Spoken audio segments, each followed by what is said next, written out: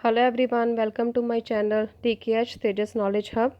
आज हमारे फिक्सेशन वाले चैप्टर का लास्ट पार्ट कर रहे हैं, that is the factor affecting the fixation. कि कौन कौन से फैक्टर्स हैं जो फिक्सेशन को इफ़ेक्ट करते हैं, वो डिस्कस करेंगे आज हम। तो फर्स्ट है हमारा टेम्परेचर। जैसे ही हम फिक्सेशन स्टार्ट कर देते हैं, अगर हम टेम्परेचर को इंक्रीज़ कर देंगे तो जो फिक्सेशन की स्पीड है वो भी क्या है, इंक्रीज़ हो जाएगी। लेकिन हमने इस बात का ध्यान रखना है कि अगर टेम्परेचर इंक्रीज़ करेंगे तो क्या होगा, कई बार जो सैंपल हमारा कुक हो सकता है, ज़्यादा हार्ड हो सकता है। तो इस चीज़ को हमने अवॉइड करना है। तो उस चीज़ को अवॉइड करने के लिए जो मेनली हम रूटीन में फिक्सेशन करते हैं वो हमने रूम टेम्परेचर पे ही करनी है। टेम्परेचर बढ़ा के फिक्सेशन नहीं करनी। अगर टेम्परेचर बढ़ा के फिक्सेशन करेंगे तो वो कहीं ना कहीं टिश्यू को अफेक्ट करेगा। देन नेक्स्ट है पीएच।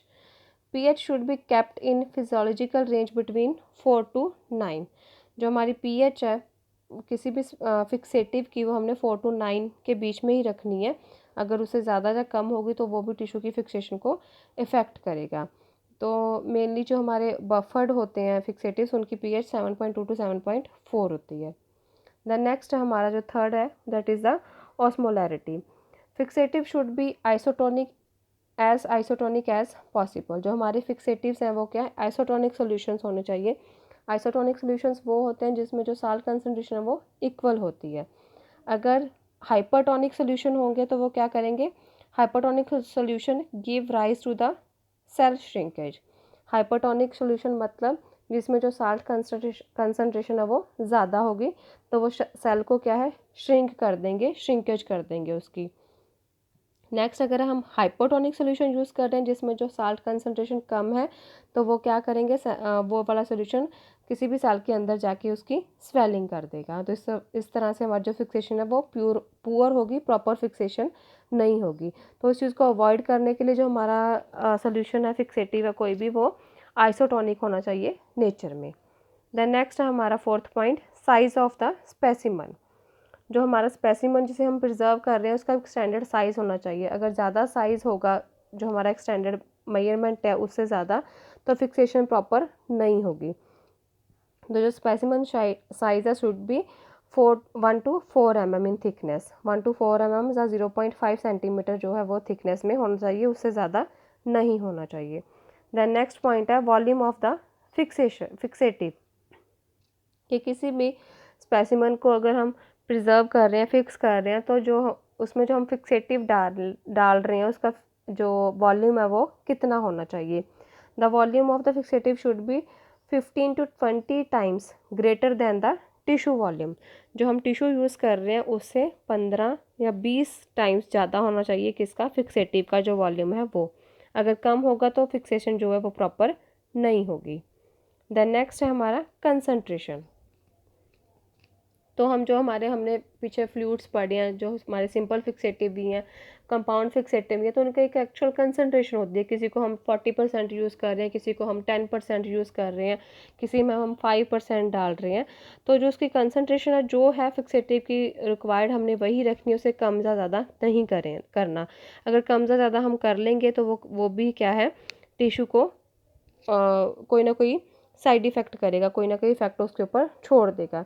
जैसे फॉर्मलिन हम 10% यूज़ कर रहे हैं, अगर हम 10% से ज़्यादा फॉर्मलिन यूज़ करेंगे तो वो ज़्यादा हार्ड कर देगा टिश्यू को, और या फिर उसकी श्रिंकेज भी कर सकता है। और जो हमारी इथेनॉल कंसनट्रेशन है वो हम 70% यूज़ करते हैं, उससे कम नहीं होनी चाहिए। अगर कम होगी तो वो क्या है, टिश्यू में से जो वाटर है उसे रिमूव नहीं करेगा। तो इसलिए जो कंसंट्रेशन है किसी भी फिक्सेटिव की बहुत ज़्यादा मैटर करती है, कि जितनी हमें रिक्वायर्ड है हमने उतनी ही रखनी है, ना उसे कम करना ना हमने उसे ज़्यादा करना है। देन नेक्स्ट है हमारे अडेटिव्स। अडेटिव के कुछ हम जो कंपाउंड्स हैं वो जो ऐड करते हैं किसी भी फिक्सेटिव में। एडिशन ऑफ इलेक्ट्रोलाइट्स और non electrolytes to the fixative improve the morphology of fixed tissue. अगर हम कुछ भी इलेक्ट्रोलाइट्स या नॉन इलेक्ट्रोलाइट्स किसी भी फिक्सेटिव में डालते हैं तो किसी भी टिश्यू की, फिक्स टिश्यू की जो मॉर्फोलॉजी है उसे वो क्या है, इम्प्रूव कर देते हैं, अच्छा कर देते हैं। बट जो हमारे इलेक्ट्रोलाइट्स कंटेनिंग फिक्सेटिव्स होते हैं वो कई बार प्रॉब्लम भी क्रिएट करते हैं, कि उसमें जो साल्ट्स हैं वो काफ़ी ज़्यादा होते हैं, तो वो साल्ट्स क्या है, प्रेसिपिटेट हो जाते हैं। तो इस वजह से वो जो फिक्सेशन है वाला स्टेप है हमारा किसी भी इलेक्ट्रोलाइट्स वाले फिक्सेटिव के साथ, तो वो टिश्यू को प्रेसिपिटेट कर देगा, उसकी अच्छी तरह से फिक्सेशन नहीं होने देगा। देन नेक्स्ट पॉइंट है हमारा पेनिट्रेशन।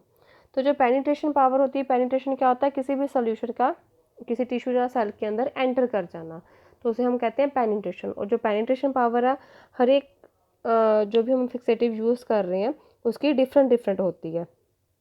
तो जो हमारे नॉन कोगुलेंट फिक्सेटिव हैं, जैसे हमारा फॉर्मलिन हो गया, तो वो क्या है, जो हमारा टिश्यू है उसके साथ जो कंबाइन है, क्रॉस लिंक है, वो करता रहता है जब तक वो फिक्सेटिव में रहता है। जैसे हमारे कोगुलेंट फिक्सेटिव हो गए, ऑन द अदर हैंड जैसे अल्कोहल और पिक्रिक एसिड हो गए, तो वो क्या करते हैं, वो जैसे ही पेनिट्रेट कर जाते हैं वैसे ही वो अपना इफेक्ट जो है उसके ऊपर छोड़ देते हैं, प्रोटीन को कोगुलेट कर देते हैं। तो ऐसे जो हम पेनिट्रेशन पावर है हर एक फिक्सेटिव की वो डिफरेंट डिफरेंट है, वो सभी की सिमिलर नहीं है। Then next duration. तो जो ड्यूरेशन का मतलब ये है कि हमने टिश्यू को कितना टाइम रखना है फिक्सेटिव में। तो ये जो ड्यूरेशन वाला टाइम है ये डिपेंड करता है किसी भी टाइप ऑफ फिक्सेटिव, कि हम कौन सा फिक्सेटिव यूज़ कर रहे हैं, और साइज़ ऑफ स्पेसिमन, और जो स्पेसिमन का साइज़ है वो कितना है, इस चीज़ पे डिपेंड करता है कि कौन सा फिक्सेटिव यूज़ कर रहे हैं, कितने % यूज़ कर रहे हैं, और जो हमारा स्पेसिमन है उसका साइज़ क्या है, उसके अकॉर्डिंग हमने उसको उसमें डिप करके रखना है, फिक्स करके रखना है, उसके बाद हमने रिमूव कर लेना। तो ये कुछ इंपॉर्टेंट फैक्टर्स थे जो कि फिक्सेशन को अफेक्ट करते हैं। अगर हम इन फैक्टर्स का ध्यान नहीं रखेंगे तो हमारी जो फिक्सेशन है वो प्रॉपर नहीं हो पाएगी। फिक्सेशन नहीं हो पाएगी तो जो हमारे टिश्यू प्रोसेसिंग के फर्दर प्रोसेस है जो हमने करने हैं, उसके डिहाइड्रेशन हो गया, क्लीयरिंग हो गया, इम्प्रेगनेशन होगी, तो वो सारे प्रोसेस क्या हैं, इफ़ेक्ट होंगे। तो हमारा जो मेन फर्स्ट स्टेप है टिश्यू प्रोसेसिंग में, दैट इज़ द फिक्सेशन, वो प्रॉपरली होना चाहिए, तो हमारी जो सारी प्रोसेसिंग है वो प्रॉपर हो जाएगी। अगर वो प्रॉपर नहीं होगा तो जो हमारी सारी प्रोसेसिंग है वो भी अफेक्टिव नहीं होगी। Thanks for watching. Please subscribe my channel, like, share and comment.